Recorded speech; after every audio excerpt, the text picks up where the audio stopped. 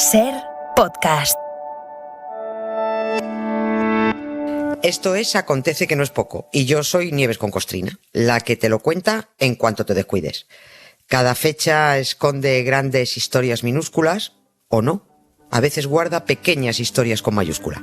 Aquí te dejo escuchando una.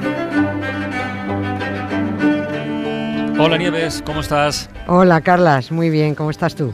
Buenas tardes desde La Palma.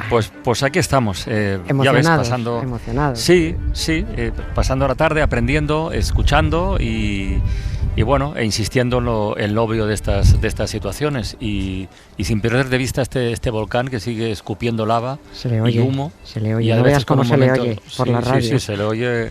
Se escucha, mira, se escucha de fondo perfectamente. Además, sopla un poquito más fuerte el viento desde hace cosa de una hora y traslada un poquito más cerca el humo que va muy arriba, y lo contaba muy bien el vulcanólogo, que no nos pensemos que todo el azufre que sale está a ras de suelo, si no podríamos estar, pero va a muchísima altura, pero está saliendo mucho y a veces se ven unas llamaradas y unos pedruscos volar por los aires que se te queda el cuerpo que para qué. Oye, que yo te pedí ayer, digo, a ver si podemos, si hay alguna cosa en la historia sobre la que rastrear que tenga que ver con los volcanes, que me dijiste seguro que hay algo habrás encontrado, ¿no? Sí, he encontrado mucho, he encontrado que he tenido que ponerme freno porque hay cosas muy muy muy interesantes, ¿no? Y lo más interesante, desde luego, lo que nos pasa hoy, que has insistido en ello además, lo importante es la ciencia, siempre eso, ¿no? Hombre, tienes razón, porque ante situaciones como esta erupción que está viviendo La Palma y sufriendo los palmeros, pues menos mal que la tenemos de nuestra parte, a la ciencia, ¿no? Y que los científicos saben interpretar las señales. Y los servicios públicos, que son fundamentales también en todo esto, ¿no? Sin los servicios públicos, que son los que al final salvan vidas, pues fíjate, esto sería un auténtico desastre, ¿no? Pero bueno, sí tenemos muchos asuntos de volcanes de los que hablar, aunque lo vayamos a hacer a matacaballo, porque ya habrá oportunidad de recrearse con el tiempo, ¿no? Por ejemplo, pues podemos hablar de la famosa erupción del Vesubio de hace 2000 años, que no para de dar además alegrías a los arqueólogos y a los paleobiólogos, ¿no? Y sin perder de vista que el primero que dijo, ojo, que aquí debajo hay algo que se tragó el Vesubio, eso fue un zaragozano, uno de Zaragoza. O sea, los climatólogos, por otro lado, no paran de estudiar la que liaron varias explosiones de volcanes en el siglo XVI y XVII. Y si no llega a ser por un volcán, fíjate, lo mismo Mary Shelley, ni se para a escribir el Doctor Frankenstein y su moderno Prometeo.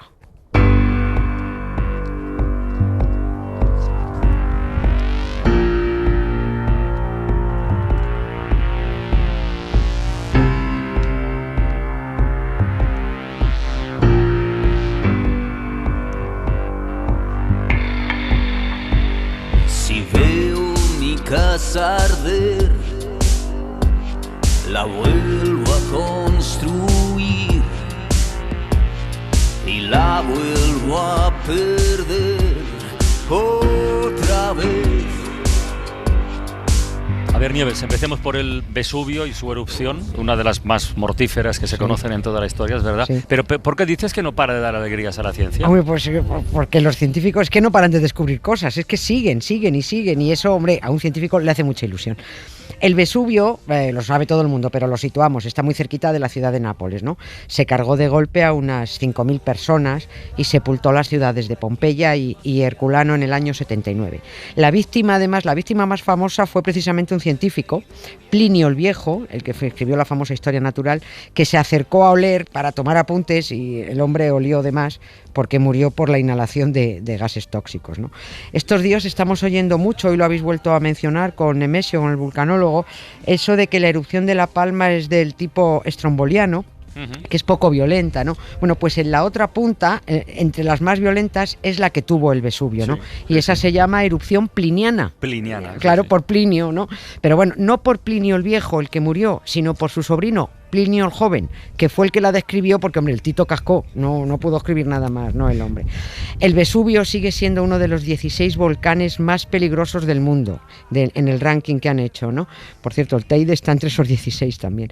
Y los científicos han disfrutado mucho con él, porque hasta hace muy poco siempre se ha situado la erupción el 24 de agosto del año 79, pero ya no, han tenido que modificarla. Resulta que fue el 24 de octubre y se sabe por varias razones.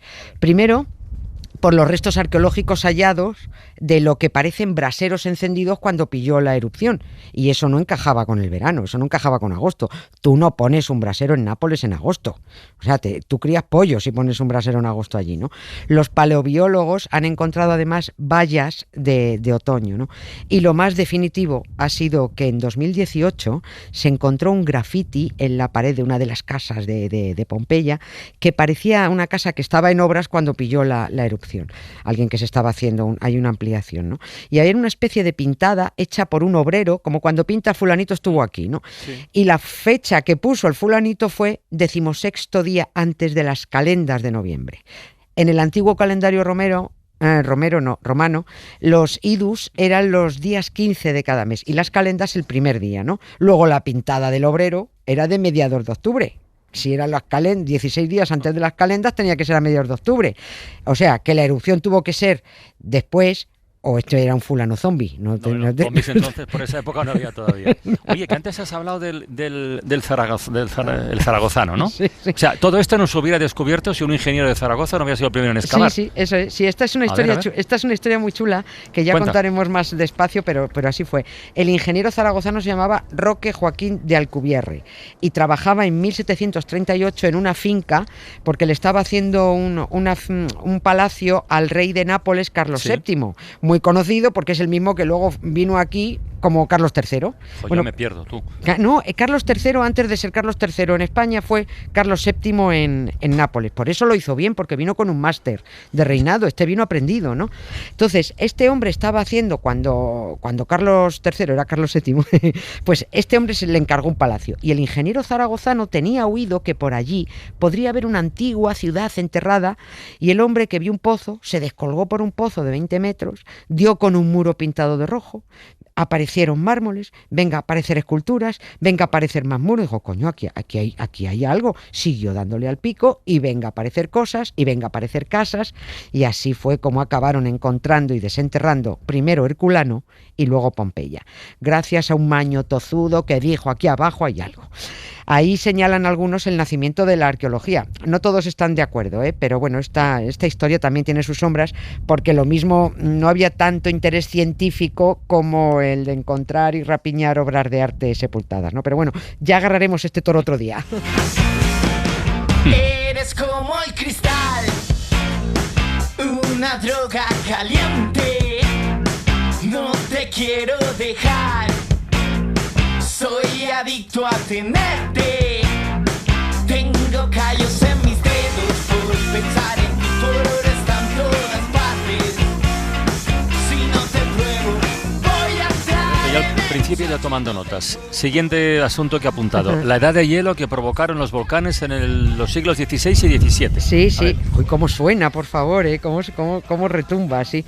Bueno, pues aquella pequeña edad de hielo se extendió durante 2 siglos, casi 3, y también se conoce como invierno volcánico, porque es que fueron los volcanes los que provocaron un cambio climático con inviernos muy largos y muy fríos que trastocó la vida de medio mundo entero, ¿no? Trastocó la pesca y la agricultura, hubo hambrunas, enfermedades, sequías, inundaciones. Bueno, se asesinaron, además este fue una cosa tremenda, se asesinaron en Europa a miles de mujeres acusadas por los cristianos de brujería por haber desatado tantos males. Fue una de las épocas que más brujas se quemaron, ¿no? Si recordamos, fíjate, la recordamos todos, la que se lió en 2010 con el volcán islandés, el Eyjafjallajökull, creo que se llamaba, ¿no? Sí, bueno, que obligó a cerrar el espacio aéreo europeo. Bueno, pues aquello fue una maldita broma con la que liaron los volcanes 3 siglos antes, ¿no? En la pequeña edad de hielo, los glaciares avanzaron a velocidad de vértigo, comiéndole el terreno a las zonas de cultivo, ¿no? Los animales de corral, los pobreticos, se morían de frío, iban con bufanda las ovejas. Las cosechas se perdían enteras o menguaban a menos de la mitad, como ocurrió también con el vino, ¿no? Hasta los bacalaos, de verdad, se emigraron a otras aguas del frío que hacía, y los pescadores detrás siguiendo a los bacalaos, ¿no?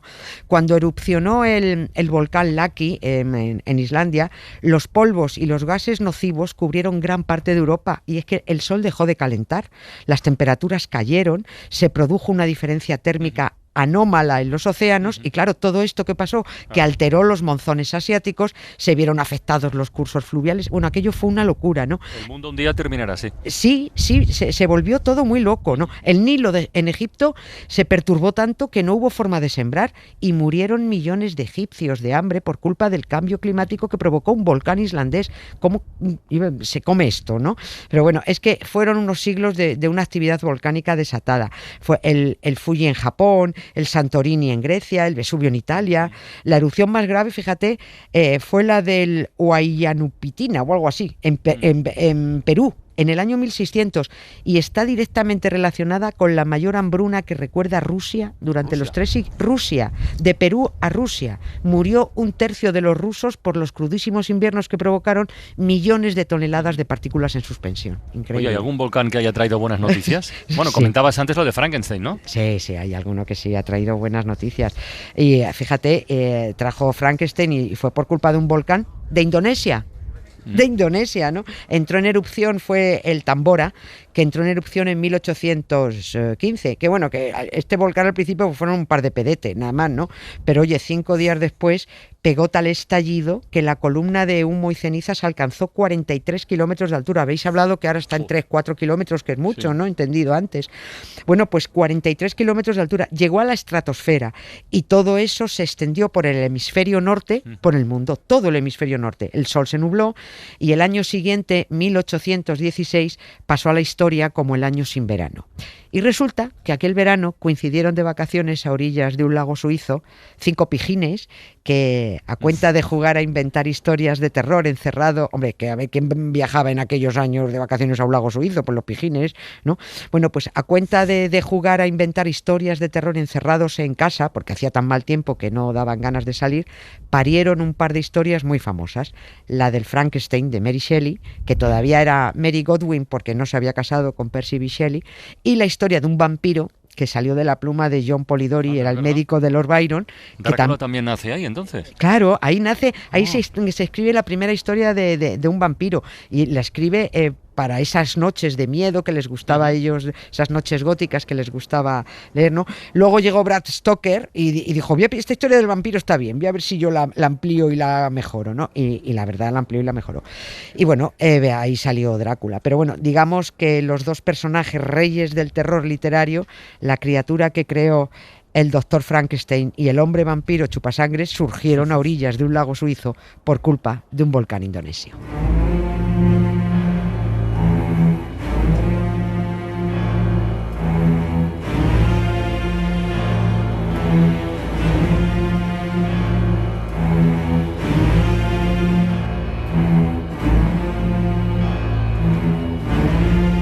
Capaz de contarla en un minuto, te dejo tiempo para otra curiosidad volcánica, va. Hay alguna más, sí. Pues, por ejemplo, la del el volcán más jovencito del mundo, si no ha habido ninguno más que se me haya escapado.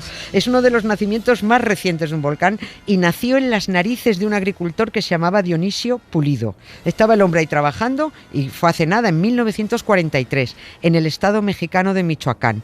Lo llamaron Paricutín, porque es tan chiquitín, pero lo llamamos Paricutín.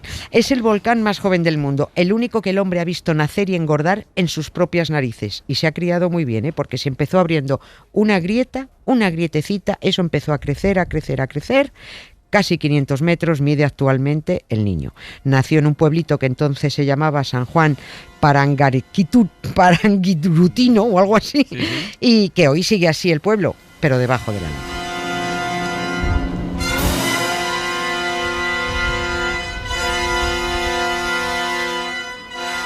Adiós, Nieves. El próximo lunes repetimos, ¿vale? Un beso muy fuerte. Suscríbete a Acontece que no es poco. Todos los episodios y contenidos adicionales en la app de Cadena SER y en nuestros canales de Apple Podcast, Spotify, iVoox, Google Podcast y YouTube. Escúchanos en directo en la SER de lunes a jueves a las 7 de la tarde. Cadena SER. La radio.